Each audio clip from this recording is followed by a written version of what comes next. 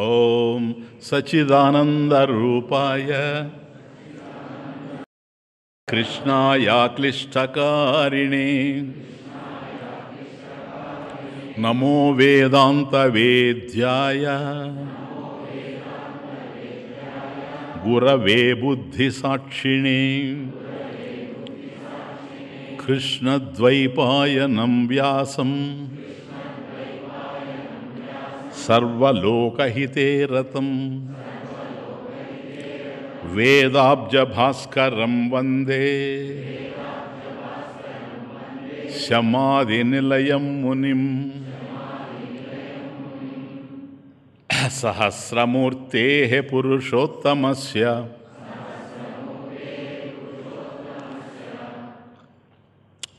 సహస్రనేత్రాననపాదబాహోః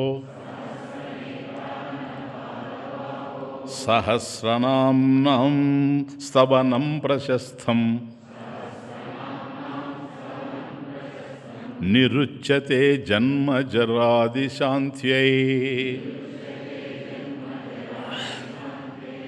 page 31, శ్లోక 24.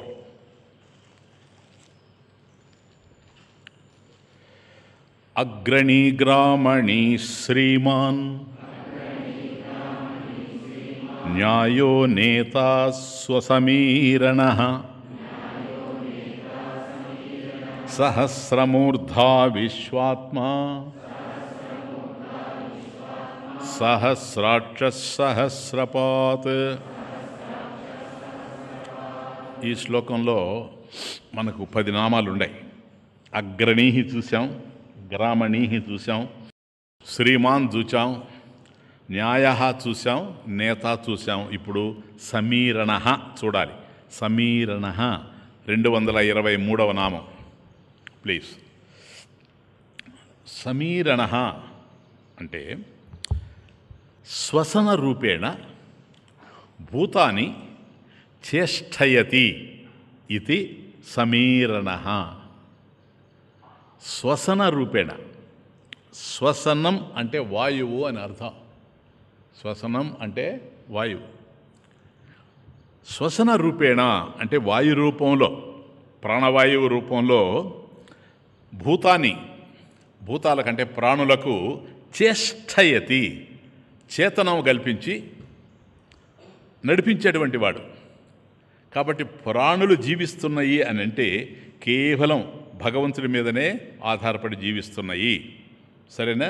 మనం జీవించేది అన్నంతో కాదు, అచ్యుతునితో అని ఎప్పుడు అంటుంటాను నేను. కారణం ఇదే. అర్థమవుతుంది? కాబట్టి శ్వసన రూపేణ ప్రాణవాయువు రూపంలో భూతాన్ని, ప్రాణులను అందరినీ కూడా, అన్నింటినీ కూడాను, ప్రాణులంటే కేవలం మనుషులే కాదు, పశుపక్షాదులే కావచ్చు, చెట్లు కూడాను. చెట్లకు కూడా ప్రాణం ఉంది కదా. అక్కడి నుంచే కదా మనకు ఆక్సిజన్ వస్తూ ఉంది. కాబట్టి వాటికి కూడా ప్రాణం ఉంది. కాబట్టి వీటినన్నింటినీ భూతాన్ని చేష్టయతి ఇది అంటే వాటికి చేతనం కల్పించి నడిపించేటువంటి వాడు. ఇప్పుడు అర్థమైందే. కాబట్టి మన జీవితం అనేటువంటిది కేవలం భగవంతుని మీదనే ఆధారపడి ఉంది. భగవంతుడు అంటే ఏ ఏ రూపాల్లో ఆధారపడి ఉంది అర్థం చేసుకోండి. మనం ప్రార్థిస్తాం కేవలం హే భగవాన్ నన్ను ఉద్ధరించు అని భగవంతుడిని ప్రార్థిస్తాం. కానీ మన మహర్షులు ఏమన్నారో తెలుసా? నమస్తే వాయో త్వమేవ ప్రత్యక్షం బ్రహ్మాసి. ఓ వాయుదేవుడా నీకు నమస్కారం. ఎందుకని? త్వం ఏవ, నీవే ప్రత్యక్షం బ్రహ్మాసి. ఇప్పుడు భగవంతుడు ఉన్నాడు, ఆయన వల్ల మనం జీవిస్తున్నాం అనుకుంటాం. కానీ భగవంతుడు ఎక్కడున్నాడో, ఎలా ఉన్నాడో మనకు తెలియదు. కానీ ప్రత్యక్షంగా మనకు కనిపించేటువంటిది అది శ్వసనం, వాయువు. కాబట్టి శ్వసన రూపేణ భూతాన్ని చేష్టయతి ఇది. ప్రాణాపానముల రూపంలో ఉండేటువంటి వాడు భగవంతుడంటే అది ప్రాణం కావచ్చు, అపానం కావచ్చు, రెండు ఒకటే. గాలి పీల్చుకుంటాము, గాలి వదులుతూ ఉంటాం. ఈ రెండే జీవనాధారం. ఒక విధంగా చెప్పాలంటే జీవితమే దీని మీద ఆధారపడింది. అనేక విషయాల మీద ఆధారపడింది. కానీ దీని మీద ఆధారపడి ఉందంటే ఈ రూపంలో భగవంతుడు ఉన్నాడు, ఆయన మీదనే ఆధారపడి ఉన్నాం. ఈ రూపంలో ఉన్నాడు అని అర్థం. అందువల్ల ప్రాణాపాలన రూపంలో ఉండేటువంటి వాడు. గీతలో చెప్తాడు చూచారా? ప్రాణాపాన సమాయుక్త పచామ్యన్నం చతుర్విధం. 4 రకాలైనటువంటి ఆహారాలు ఏవైతే మనం భుజిస్తూ ఉన్నామో చతుర్విధం, ఈ 4 రకాలైనటువంటి ఆహారాల్ని మనకి ఇచ్చేటువంటి వాడు పచనం చేసేవాడు ముఖ్యంగా. ఇది వెరీ వెరీ ఇంపార్టెంట్. ప్రాణాపాన సమాయుక్త అంటే ప్రాణాపానాభ్యాం సంయుక్త, ఆ రెండిటితో కలిసి, సమాయుక్త సంయుక్త కలిసి పచామి అన్నం చతుర్విధం. పచామి, పచామి అంటే పక్తిం కరోమి. పచామి అంటే పక్తిం కరోమి అంటే జీర్ణం చేస్తున్నాను నేను అని అర్థం. ఎంత అద్భుతమైన మాట చూడండి. ఇప్పుడు ఆహారం మనం తీసుకుంటాం, సరేనా? మనం ముందు ఆహారాన్ని ఉడికిస్తాం కదా. ఆహారాన్ని బాగా ఉడికిన తర్వాత మళ్ళీ దించి పెడతాం. ఇప్పుడు అన్నం ఉంది, అన్నం బాగా ఉడికిన తర్వాత దించి పెడతాం. కానీ మళ్ళీ అది పచామి అంటే మళ్ళీ జీర్ణం కావాలి. ఇదేంటి స్వామీజీ, భోజనం చేసేసాం కదా, భోజనం జీర్ణం అయిపోద్ది కదా. కాదు, అందుకని పచనం అన్నాడు. పచనం అంటే ఏంటంటే జీర్ణం. అంటే ఆహారం మనం తీసుకున్న తర్వాత మళ్ళీ లోపల జీర్ణం అవుతాం. అక్కడ ఎవరు జీర్ణం చేస్తున్నారు? ఇక్కడ మనకు ఆ ఆహారం తయారు కావడానికి, ఇప్పుడు అన్నం ఉడకాలి అంటే మనకు అగ్ని కావాలి, కానీ మళ్ళీ ఉడకాలి అది. ఎందుకని?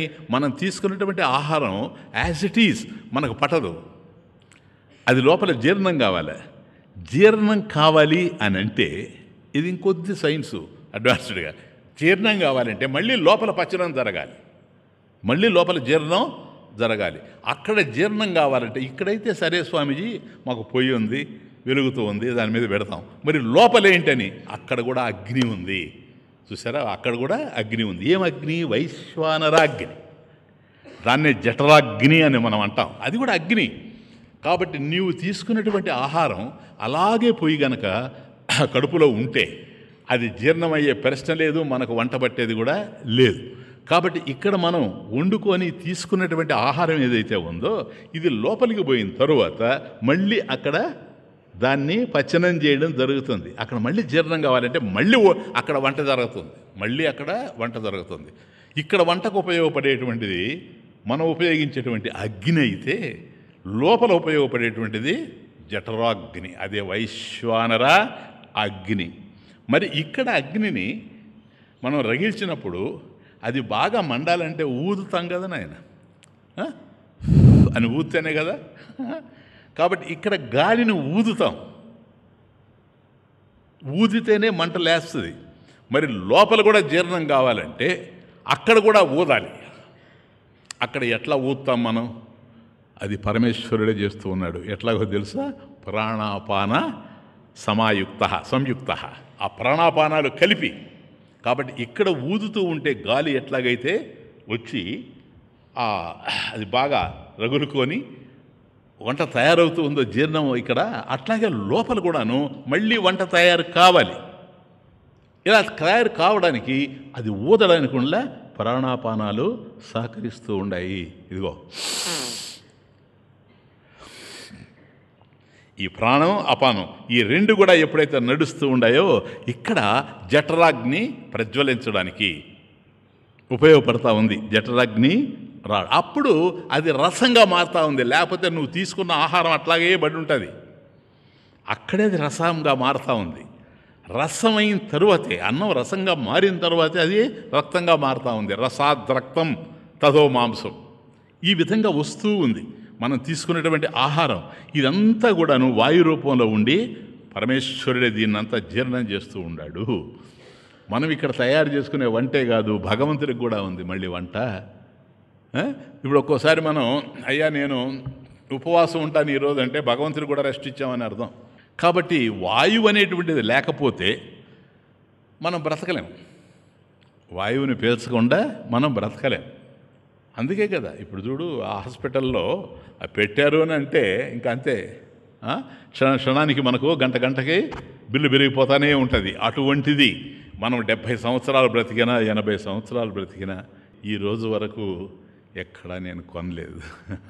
అది పెట్టుకునే అవకాశమే రాలేదు. సరేనా? అంటే ఇంతకాలం 74 సంవత్సరాలు మనిషి జీవిస్తే నాకు కావలసినటువంటి ప్రాణాపానాల్ని పరమేశ్వరుడే సమకూర్చాడు. ఇవన్నీ మనం అర్థం చేసుకునే కొద్దీ భగవంతుడి మీద భక్తి పెరుగుతుంది నాయన. ఊరికే పెరగదు. భగవంతుడి మీద భక్తి ఊరికే రాదు. ఇవన్నీ మనం అర్థం చేసుకుంటూ పోవాలి. కాబట్టి ఈ వాయువు లేకపోతే నేను జీవించలేను, వాయువు లేకపోతే ఆ కుక్క బతకలేదు, వాయువు లేకపోతే ఆ చెట్టు బతకలేదు. కాబట్టి చెట్టు జీవిస్తూ ఉంది, దానికి వాయువు అందుతుంది. అది ఆక్సిజనా కార్బన్ డైఆక్సైడా వేరే విషయం, సరేనా? ప్రాణవాయువు, బొగ్గు పులుసు వాయువు, అది వాయువే, శ్వసన రూపేణ. కాబట్టి దానికి కూడాను అందుతూ ఉంది. కాబట్టి ఏదైతే ప్రాణంతో ఉందో, కాబట్టి జగదీష్ చంద్రబోస్కు తెలుసు దానికి ప్రాణం ఉందని. ఏ రూపంలో ఎట్లా పంపిస్తాడో భగవంతుడు, ఆయన ఉపనిషత్తులు చదివితే ఆయనకి ఇంకా అర్థమవుతుంది. కాబట్టి ఓ చెట్టు బ్రతుకుతూ ఉంది అంటే దానికి ప్రాణం ఉంది గనక, ఒక జంతువు బ్రతుకుతూ ఉంది ప్రాణం ఉంది గనక, ఓ సూక్ష్మజీవి బ్రతుకుతూ ఉంది ప్రాణం ఉంది గనక, నేను బ్రతుకుతూ ఉన్నాను ప్రాణం ఉంది గనక. కాబట్టి ప్రతి ప్రాణి, జీవించిన ప్రతి వ్యక్తి కూడాను వాయువు మీద ఆధారపడే బ్రతుకుతూ ఉన్నారు గనక శ్వసన రూపేణ, అది సమీరణ శ్వసన రూపేణ భూతాన్ని చేష్టయతి. కాబట్టి ఆ వాయు రూపంలో తాను ఉండి మనల్ని అందరినీ బ్రతికిస్తూ ఉన్నాడు. అందువల్ల ఆయన సూత్రాత్మ అన్నారు శాస్త్రంలో, సూత్రాత్మ. కాబట్టి ఒక నగలో ఎట్లాగైతే లోపల బంగారు సూత్రం అయితే ఉంటుందో, ఇప్పుడు మన జపమాలలో ఎట్లాగైతే ఉంటుందో అట్లాగే భగవంతుడు కూడా సూత్రాత్మ, అంటే మాలలో సువర్ణ సూత్రంలాగా ఆయన అంతటా కూడా వ్యాపించి ఉండాడు గనకనే మనం బ్రతుకుతూ ఉన్నాము. కాబట్టి సమీరణ. ఇప్పుడు చూసారా నాయన, గాలి వచ్చిందనుకోండి, అసలు వేదాంతం మీదనే దృష్టి లేనివాడు గాలిని చూడగానే అబ్బా ఎంత హాయిగా ఉందో అంటాడు. మనకు అట్లా అనిపించదు. ఆ గాలి హాయినిచ్చింది అంటే కళ్ళు మూస్తాం వెంటనే. ధ్యానం, భగవాన్ ఇదంతా నీ యొక్క కరుణ, నీ యొక్క దయ, నీ యొక్క కృప, లేకపోతే ఇది కదిలేటువంటి అవకాశం లేనే లేదు. నువ్వు ఉండడం వల్లనే నేను బ్రతుకున్నా. నేను ఈ చెట్టు కింద కూర్చుంటే చెట్టు అలా కదులుతూ ఉంటే నాకు గాలి వస్తూ ఉంది. కాబట్టి చెట్టు గాలినిస్తూ ఉంది అని నేను అనుకుంటూ ఉన్నా. కానీ నా తనువు తృప్తి చెందడానికి ఈ తరువు మీద ఆధారపడి ఉంటే, ఈ తరువు నీ మీద ఆధారపడింది. చాలా అందమైన మాట నాయనది. తరువు, తనువు. తరువు అంటే చెట్టు, తనువు అంటే దేహం. అట్లాగే ఇప్పుడు మన ఆంజనేయ స్వామి విగ్రహం ఉంది. అక్కడ ఆ చెట్టు దగ్గర నేను కూర్చొని ఉంటే ఒక వ్యక్తి వచ్చాడు నా దగ్గరికి, మన వాళ్ళే వచ్చి కొద్దిసేపు మాట్లాడి, నాతో మాట్లాడిన ఆనందంలో ఆయన పరిగెత్తుకుంటే వస్తాను స్వామీజీ చాలా సంతోషంగా ఉందని వెళ్ళాడు. ఆయన ఊగిపోతా పోయినాడు. అతను వెళ్ళిన తర్వాత నేను అట్లా సంతోషంగా వెళ్ళాడు కదా అనుకుంటా ఉన్నాను. చెట్లు అట్లా ఊగుతూ ఉన్నాయి. అంతే, ఈ రెండు మ్యాచ్ అయ్యి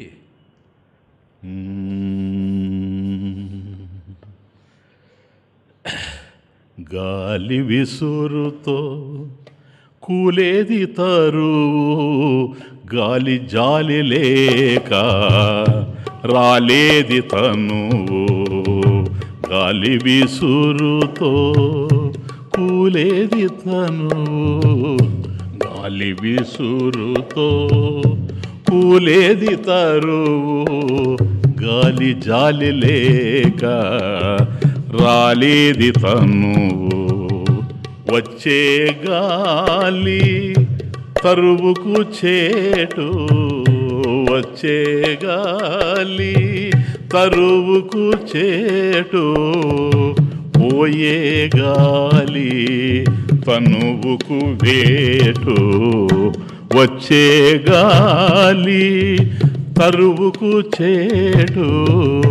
పోయే గాలి తనువుకు వేటు. గాలి విసురుతో కూలేది తరువు, గాలి జాలి లేక రాలేది తనువు. గాలి జాలి లేక రాలేది తనువు. ఈ సమీరణ అనేది నాకు ఆ రోజు జ్ఞాపకం వచ్చి దాని మీద రాశాను. గాలి విసురుతో ఒక్కసారి అయ్యని గాలి వీసిందనుకోండి, ఇప్పుడు గాలివాన వచ్చినప్పుడు మనం చూస్తాం కదా, చెట్లన్నీ పడిపోతాయి. కాబట్టి ఒక్కసారి తీవ్రంగా గాలి వీచిందంటే చెట్టు పడిపోద్ది. వచ్చే గాలి తరువుకు చెటు, పోయే గాలి తనువుకు వేటు. అదే ఇట్లా గాలి తీసుకుంటూ వదులుతూ ఒక దశలో గాలి వదిలేస్తాము, మళ్ళీ తీసుకోలేకపోతాం. అదే లాస్ట్ బ్రెత్. ఎప్పుడో చివరి శ్వాస అదే, అంతిమ శ్వాస అదే. అది ఎప్పుడో మనకు తెలియదు, కానీ అది మాత్రం అందరికీ ఉంది. ఇది తెలిస్తే ప్రతి క్షణం కూడాను గాలి పీలుస్తున్న, గాలి వదులుతూ ఉన్న పరమేశ్వరుడి మీదనే మనసు ఉంటుంది. ఈ రెంటికి ఏంటి సంబంధం అని అట్లాగే నాకు ఆలోచన కదులుతూ ఉంటే ఒక 1.5 అవర్లో ఆ పాట అంతా అయిపోయింది. అంతే. గాలితో జతగూడి ఆడింది తరు, గాలితో జతగూడి ఆడింది తరు, శృతి చేసి గాలితో కదిలింది తను. బ్యూటిఫుల్. గాలితో జతగూడి ఆడింది తరు,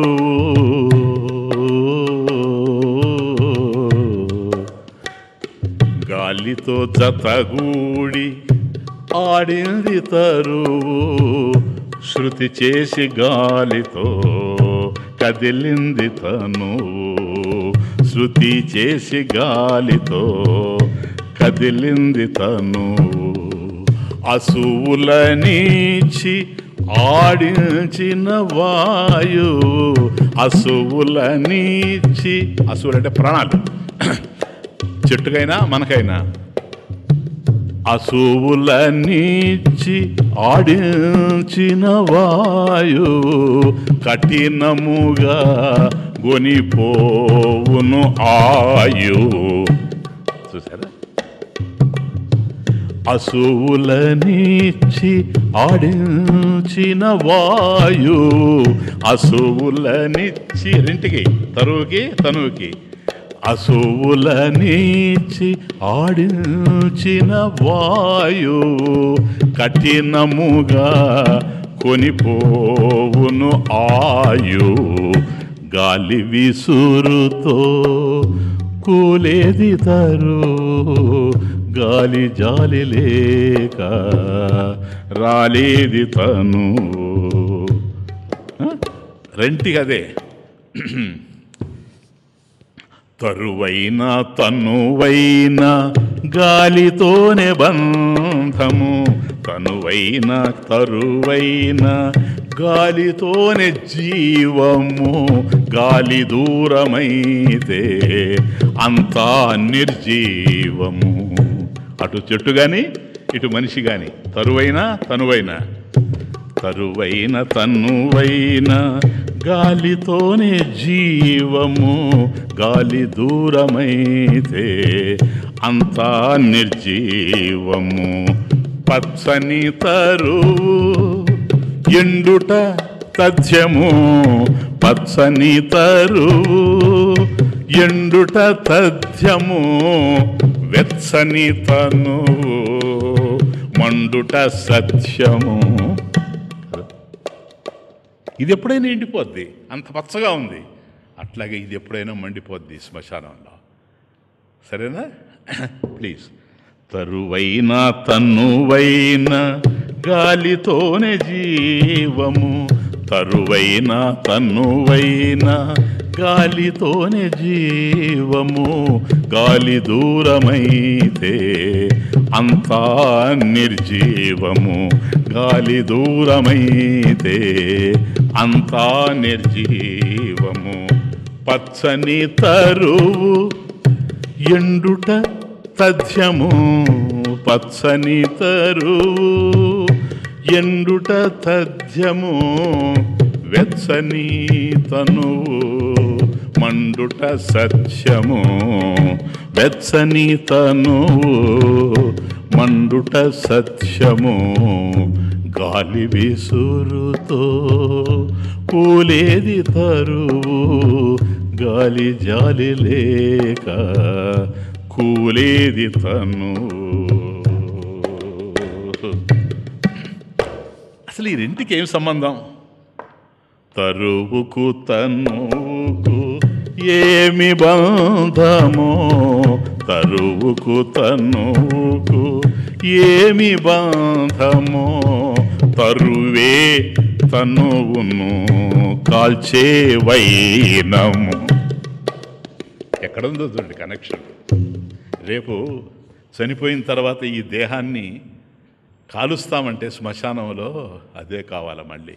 ఈ రెంటికి ఏం సంబంధమో చూడండి. తరువుకు తన్నుకు ఏమి బంధము, తరువే తన్నువును కాల్చే వైనము.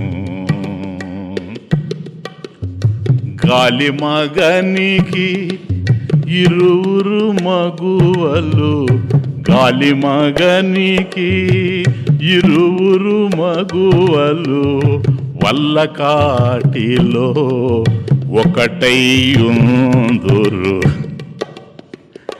గాలి మగనికి ఇరువురు మగువలు, వల్ల కాటిలో ఒకటైయుందురు. అయ్యా, ఇంతసేపు అటు తరువు ఇటు తనువు ఈ రెంటికి ఉండేటువంటి సంబంధం చెప్పుకుంటూ వచ్చావు. గాలి పీల్చిన మొదలుకొని వదిలిన మొదలుకొని ఇవన్నీ వీటికి సంబంధం ఏంటి అంటే, ఏ సంబంధం లేకపోతే తండ్రి చనిపోతే బిడ్డ కొరువు పెడతాడు, ఎందుకంటే సంబంధం ఉంది కనుక. మరి దేహం చచ్చిపోయిన తర్వాత మనం ఇదే తరు, అది ఏ చెట్టు అయినా కావచ్చు తరువే. అందుకని నేను ఈ చెట్టు ఆ చెట్టు అంటారని తరువు అని రాశాను, సరేనా? కాబట్టి ఇదే వచ్చి అక్కడ మనల్ని తరువుకు తనువుకు ఏమి బంధమో, తరువే తనువును కాల్చే వైనము. ఈ రెంటికి ఆధారం ఎవరు?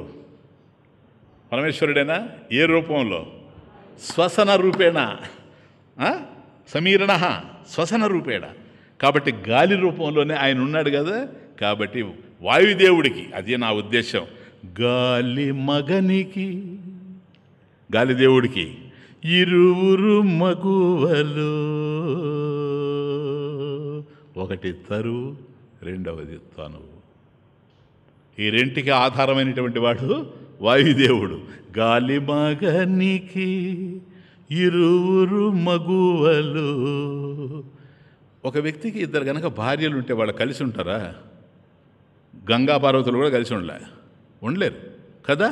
వీళ్ళు కలిసి ఉంటారు. అది మన డిస్కవరీ. ఏంటో తెలుసా? గాలి మగనికి ఇరువురు మగువలు, వల్ల కాటిలో ఒకటై ఉందురు. ఈ దేహం కాలుతూ ఉంటుంది, ఆ తరువు ఏదైతే ఉందో కట్టె అది కాలుస్తూ ఉంటుంది, అది కాలుస్తూ ఉంటుంది, ఇది కాలుతూ ఉంటుంది. అయిపోయింది, రెండు కలిసి ఉంటాయి. అర్థమైంది? అది బంధం. కాబట్టి ఈ రెండు దేని వల్ల బ్రతుకుతున్నాయని మనం ఆలోచిస్తే వాయుదేవుడు వల్లనే బ్రతుకుతున్నాయి. ఆయన ఏ రూపంలో మనల్ని ఇట్లా బ్రతికిస్తున్నాడు? శ్వసనం అంటే వాయువు అని అర్థం. అదే సమీరణ. కాబట్టి శ్వసన రూపేణ భూతాన్ని చేష్టయతి ఇది. అందువల్లనే మన మహాత్ములంతా కూడాను చెట్ల కింద కూర్చొని, వృక్షాల కింద కూర్చొని, ఇప్పుడు దక్షిణామూర్తి వీళ్ళందరినీ ఎక్కడ చూస్తాం మనం? చిత్రం వటతరోర్మూలే వృద్ధా శిష్యా గురోర్యువ, గురోస్తు మౌనం వ్యాఖ్యానం శిష్యాస్తే చిన్న సంశయ. వటవృక్షం కింద అనుకోకుండా మనకు కూడా వటవృక్షమే దొరికింది ఇక్కడ. మనవాళ్ళు అంటుంటారు, ఇది అనుకోకుండా స్వామీజీ, ముందేమో ఆయన ఉన్నాడు దక్షిణామూర్తి, వెనక ఇట్లుండారు మీరంటే. నాయన నాకు తెలియదు. ఏదైనా సరే నా జీవితంలో ఏం జరిగినా స్వామి అనుగ్రహంతో జరుగుతుందని నేను సర్దుకుపోయేవాడినే, కానీ నాకు అంత అహంకారం లేదు నాయన మనము అనేటువంటిది. అది ఎప్పుడూ లేదు, చిన్నప్పటి నుంచి లేదు, ఇప్పుడు ఉండదు. సరేనా? కాబట్టి వృక్షం ఎందుకు వృక్షాల కిందనే మన ఋషులంతా కూర్చొని శాస్త్రాలనంతా రాశారంటే వాటికి మనకు అనేక సంబంధాలు ఉన్నాయి. దాంట్లో ముఖ్యంగా సమీరణ. ఇది సంసార వృక్షం నాయన. ఏంటిది? సంసార వృక్షం. అది కూడా ఎందుకన్నారంటే, ఓ వృక్షరూప కల్పనయ, శంకర భాష్యం, వృక్షరూప కల్పనయ సంసార హేతోహో, చూడండి, వృక్షరూప కల్పనయ సంసార హేతోహో అంటే వైరాగ్య హేతోహో, వృక్షరూప కల్పనయ వైరాగ్య హేతోహో సంసార స్వరూపం వర్ణయతి. అది వర్ణించడం జరిగింది ఆ విధంగా. ఎందుకు జీవితాన్ని అశ్వత్థ వృక్షంతో వర్ణించారు అని అంటే, ఇది కల్పన, వృక్షరూప కల్పనయ. దేనికి ఈ వృక్షరూప కల్పన? వైరాగ్య హేతోహో, మనకు వైరాగ్యానికి కారణం కావడానికి హేతోహో. కాబట్టి ఈ వైరాగ్యం రావాలి. కాబట్టి ఈ చెట్టు ఎట్లాగైతే ఎండిపోతూ ఉందో అట్లాగే ఈరోజు ఇది కూడా మండిపోతుంది. అది శాశ్వతం కాదు, ఇది శాశ్వతం కాదు. ఆ చెట్టు నిలవడానికి పరమేశ్వరుడు శ్వసన రూపంలో ఎట్లాగైతే దాన్ని చేష్టయతి నడిపిస్తూ ఉన్నాడో అట్లాగే మనకు కూడాను ఆ వాయు రూపంలో తాను ఉండి మన జీవితాలని కూడా నడిపిస్తూ ఉన్నాడు. కాబట్టి సంసార స్వరూపం వర్ణయతి. అది అందువల్ల సంసార వృక్షాన్ని అశ్వత్థ వృక్షము, ఊర్ధ్వమూలం అధశాఖ, అశ్వత్థం ప్రాహు అవ్యయం. అశ్వత్థం అని ఎందుకన్నారో తెలుసా? శ్వ అంటే రేపు అని అర్థం సంస్కృతంలో. శ్వద్ధం అంటే రేపు ఉండునది, ఏదైతే రేపు ఉంటుందో దాన్ని శ్వద్ధం అన్నారు. అశ్వత్థం సంస్కృతంలో అది బ్యూటీ అంటే శ్వద్ధం కానిది, ఆ వ్యతిరేక పదం పడిపోయింది కదా. కాబట్టి అశ్వత్థం అంటే రేపు ఉండనిది. కాబట్టి ఈరోజు ఏదైతే మనకు కనిపిస్తూ ఉందో అది రేపు లేకుండా పోతుంది. అన్నీ ఈ విధంగా మార్పు చెందాయి. కనుక భగవంతుడితో మనకు ఉండేటువంటి సంబంధమే ప్రధానమైంది, కానీ ఇవి ఏవి కూడా శాంతంగా నిలిచే అవకాశం లేదు. ఇది విష్ణు సహస్రనామంలో బ్యూటీ. అదే ప్రతి వాక్యం మీకు చెప్పాను, ప్రతి పదం మనల్ని ఎక్కడికో తీసుకుపోద్ది. అంతటా నుండి నిబిడీకృతమైనటువంటి పరమేశ్వరునితో తాదాత్మ్యం చెంది జీవించేటువంటి స్థితిని మనకు విష్ణు సహస్రనామం కల్పిస్తూ పోద్ది.